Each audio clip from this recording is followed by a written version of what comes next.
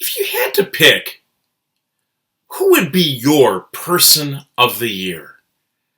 It's actually an interesting exercise as we approach New Year's, and we know it's popular because Time magazine has been doing it for a very long time, nominating a person of the year. In fact, this year, Time went with the Ebola fighters.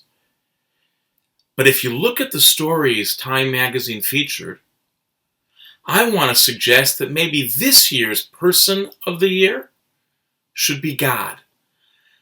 And I know, God's not a person, at least not for a lot of us, so don't debate that. But why am I suggesting, based on the Ebola fighters, that the person of the year for Time magazine, and maybe for a bunch of us as well, should be God? Because in featuring 5 stories in the magazine, a health educator from Doctors Without Borders, 2 physicians, 1 American, 1 African, and 2 Africans who survived the disease.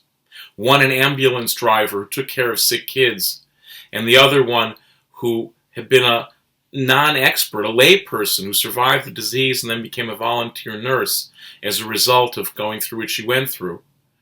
All but that first health educator, all of them tell their story as a story of purpose and will of God.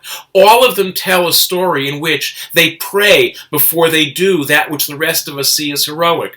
All of them talk about the religious and spiritual dimension of what it means to fight this incurable disease.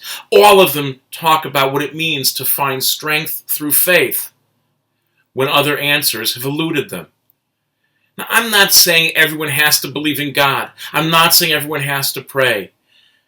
But what if it turns out that in the face of the biggest fights we face, whether personal struggles, national struggles, whatever they may be, the things that help us go past our usual limits to places of strength and compassion and courage and caring that we never even knew we had within us, that's our God, whether we call that God God or not.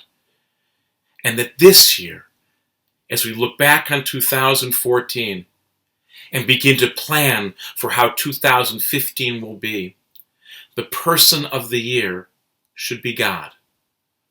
The person of the year should be whomever and whatever inspires us not simply because of what they did, but how we can internalize who they are in a way that brings us closer to being the people that we most want to be. That our person of the year isn't simply someone we look at with great awe, but one who the awe of them inspires us to become awesome. So who is your person of the year? And how will they help you become a more awesome version of you in the year ahead?